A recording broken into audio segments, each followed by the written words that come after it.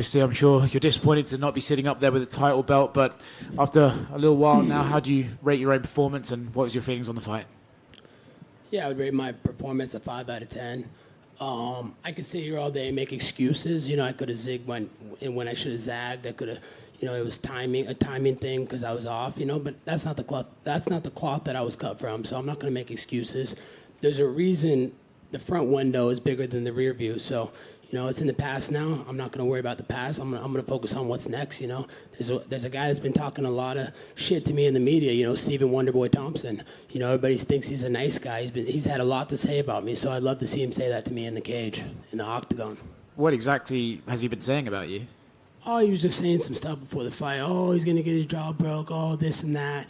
He's always talking shit, throwing shade. So I'd love to see him say it to my face. He's always got things to say to you guys in the media. But I've never seen him come up to me face to face. We were backstage at the press conference. He kept his head down the whole time. So he always has things to say. I'm a man of my word. I say things to people when I look them right in the eye and I say, let's do it. Let's go in the octagon. So, I'd love to see him, sometime next year. And, we've been at the top of the division for the longest. We're two guys that have never fought that have been at the top of the division for years. So, I think that's the fight that makes the most logical sense next. I know you say you don't want to make excuses, but bear in mind the inactivity that you've had to have over the last couple of years. Would you like to get back in there as soon as possible and try and compete more regularly to maybe help with those timing issues you mentioned?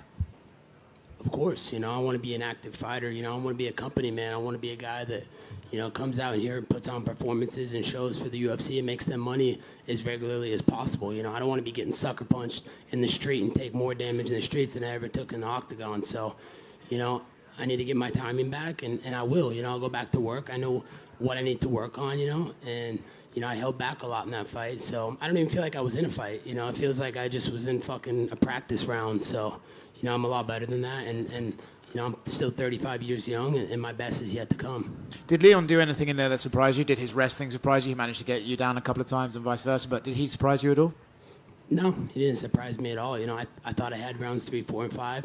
Started out a little slow in the first 2 rounds, but those rounds still felt like toss-up rounds. But, he's the champion, so I know I had to go out there and take it from him. But, I'm very grateful for bringing out Donald Trump tonight, the most famous person on the planet. He's done so much for my career. I'm thankful for the man he is, and I'm thankful for what's to come. I'm going to be on the campaign trail with him. I want to help him get reelected. I want to make sure that there's no more rigged elections here in America. And, we need to stop these wars. That's the biggest thing. Look at all the wars going on. He kept peace in the Middle East. There was no war that he led us into. So he kept our borders safe. He kept inflation down. You guys can all hate him, but look at what he did for all your guys' bank accounts. Like, your bank accounts were so much better under him. Gas was $2 a gallon.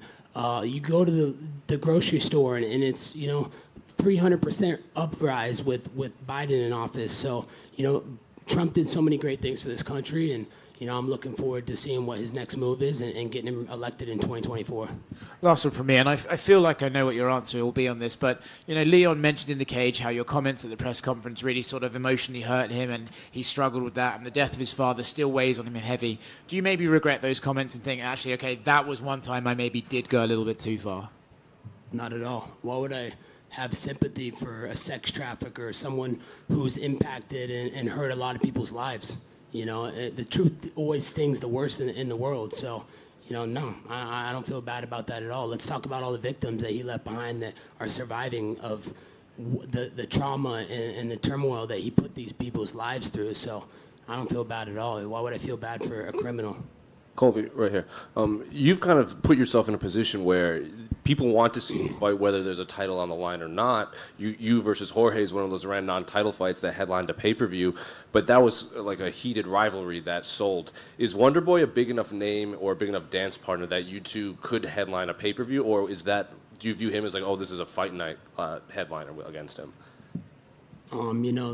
I don't make those decisions. Those are way above my pay grade. That's up to Hunter Campbell, Dana White, Ari Emanuel.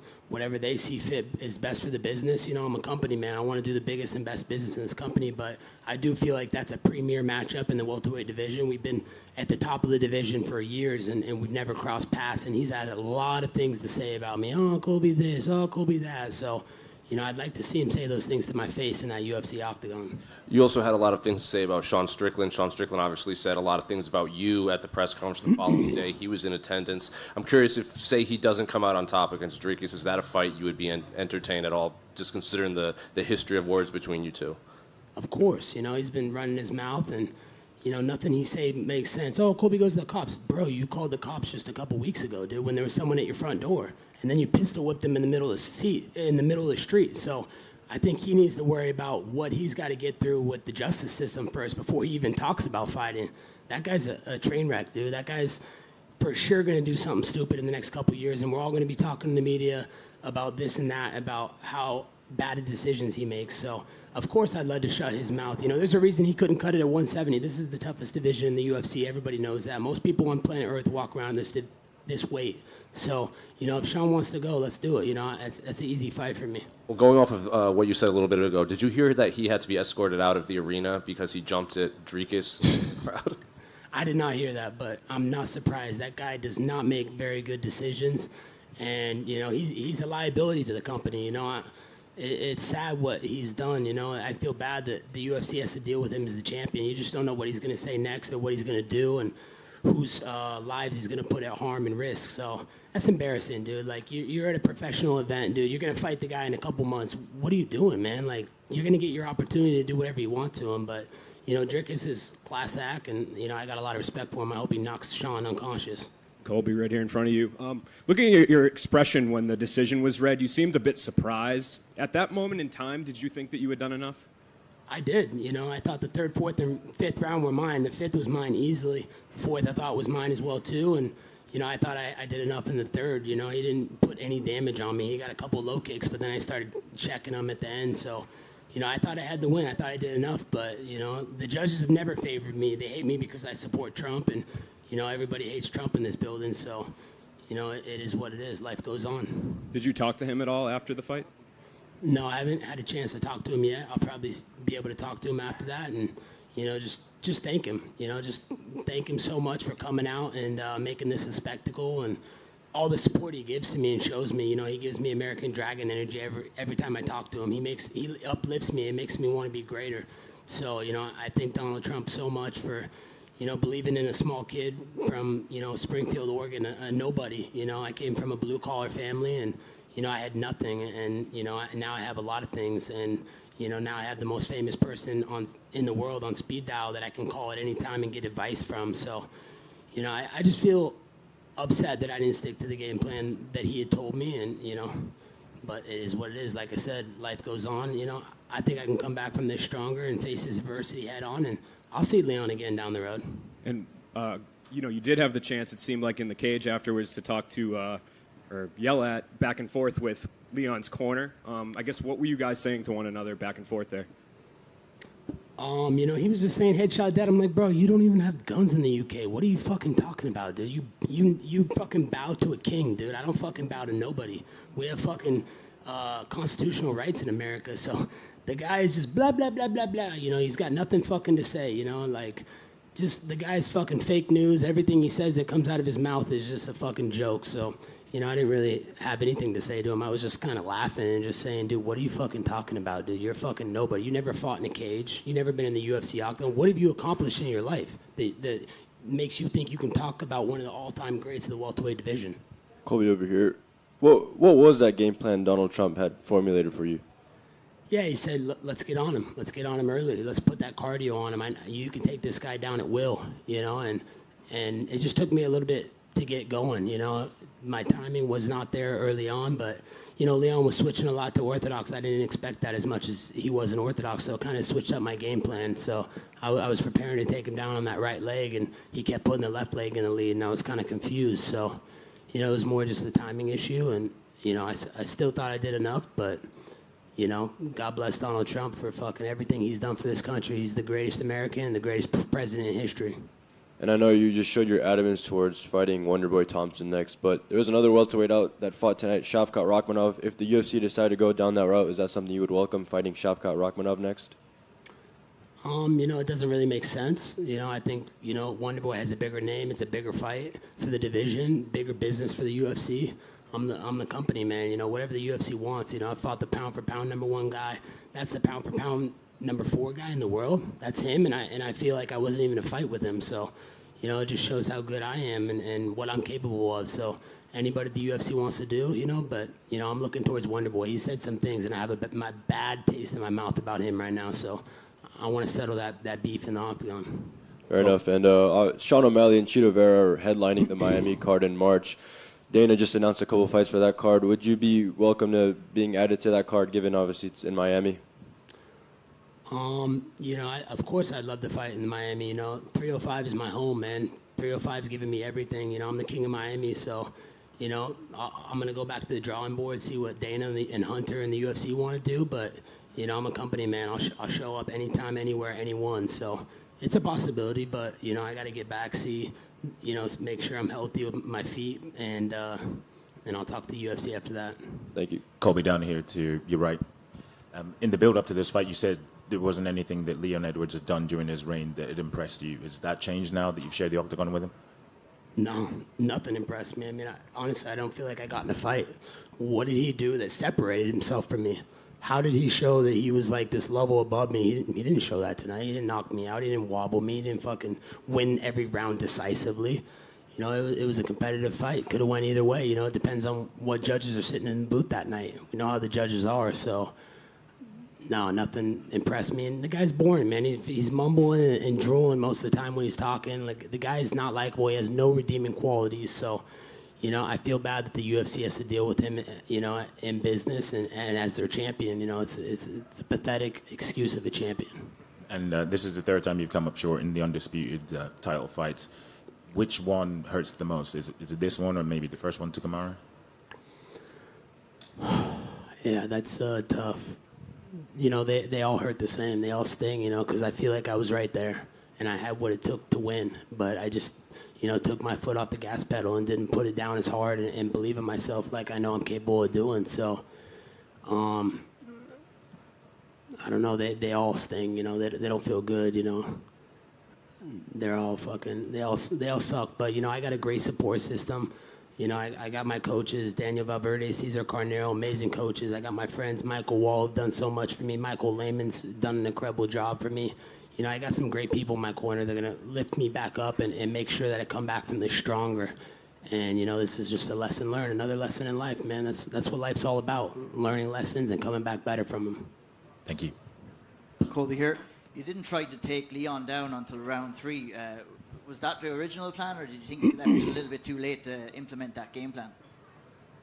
He was switching a lot to orthodox, so I kind of got a little confused. I didn't want to rush in on the left side because that's his, you know, dominant side. He's a southpaw. He was doing that intentionally. I feel like he was setting up like a knee or a kick on that side. So, yeah, I wasn't ready for him to be in the orthodox as much as he was. But, yeah, I didn't pull the trigger, you know, no excuses, man. You know, it is what it is. It's in my rear view now, and I'm going to come back from it better. People talk about Colby the person and Colby the character. Is that even a thing in your eyes? No, not at all. There is no character. I'm a guy that just turns it up to 11. I don't care what people think of me, man. You can hate me, you can love me, you can be indifferent. It makes no difference. You know, I'm here to do the biggest and best business for this company. I love this company.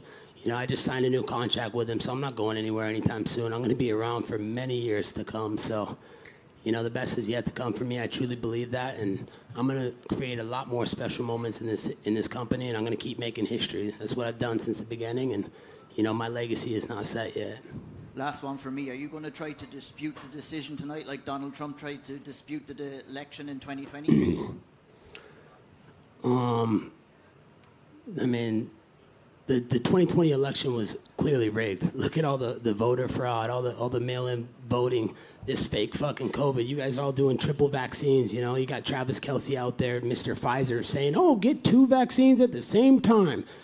You get 2. Okay, I'm not. Even if you're pro-vaccine or not pro-vaccine, if you're getting 2 vaccines at the same time, then you're not going to know which one's going to give you the ill effect. Like, how are you going to know? So, You know, it's a complete scam what's going on in this country. The fact that you guys aren't smart enough to realize that and that the government and the establishment is treating you all like puppets, it's embarrassing, man. So obviously that was a rigged election. There's so much fucking voter fraud, mail-in ballot fraud, and, you know, tonight was another case of that, just some bad judges. Colby, just down to your right. I know it might not matter right now, but in your pre-fight face-off with Leon on Friday evening, a lot of people were wondering whether you said I was in character or thought it was a character. Can you just sort of clear up what it was? Yeah, I never said that. I said, no, I said, you thought I was a character. No, I'm not a character, man. I say whatever I want, whenever I want. That's what bosses do, you know? So I just let him know. I thought, because he kept saying, in the lead up, everything's a character that Cole played. I said, yeah, it was a character? Yeah, tell me now it's a character. I don't play a character, man. I'm just myself. I don't give a fuck what people think of me. Why would I care what you guys think about me? All my haters in the world are not doing better than me. I'm up here headlining events, fucking selling pay-per-views, fucking getting the most famous person on planet Earth to come support me. So why would I give a fuck about what any of you say or think of me? And a lot's been made about you don't really cut much weight to make 170. Any chance of a move down in weight class, or are you not really thinking about that in a minute?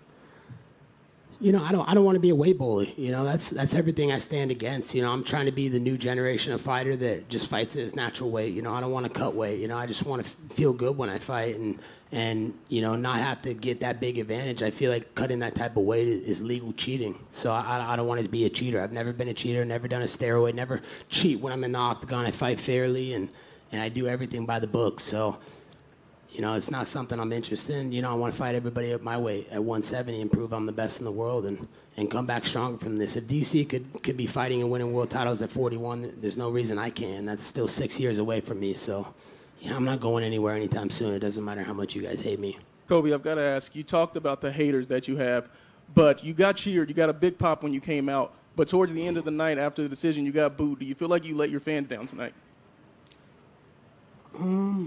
No, I don't feel like I did. I feel like, you know, I came and put on a show for them, you know, all week. You know, I entertained them in and outside the octagon. That's what it's all about, giving them their money's worth. You know, they pay their hard-earned dollars to come to these events, and they want to be entertained. They want to be distracted from whatever is going on inside their life. So, you know, I feel like, you know, it's upsetting that I didn't bring them the title that they know that we're capable of, but you know, we dust ourselves up, we get back up, and we come back stronger from it. And still have a great support system, you know, great sponsors. You know, shout out to MyBookie, the best, the king of sports books. Shout out to Happy Dad. They've done so much for me. Kyle Forgard has helped me train and get my conditioning to another level. So we're just going to go back to the drawing board, keep training, and come back stronger from this. Colby, right down the middle. In your opinion, who has the best shot at beating Leon, Shavkat or Bilal? Probably shit rat, you know, just because we saw the first fight with Bailey, the racist, you know, and who wants to put a racist in a main event pay-per-view title fight? I mean, they already made that fight before and nobody watched it, and that was during COVID when nobody had anything else to do. So how are you going to sell that as a pay-per-view? That's not a pay-per-view worthy main event. Put shit rat up there. Let's see if he's as good as all the hype says, and you know, let's see how that goes. You know, I think that's a fight for the fans, and I think that's the direction the UFC should go.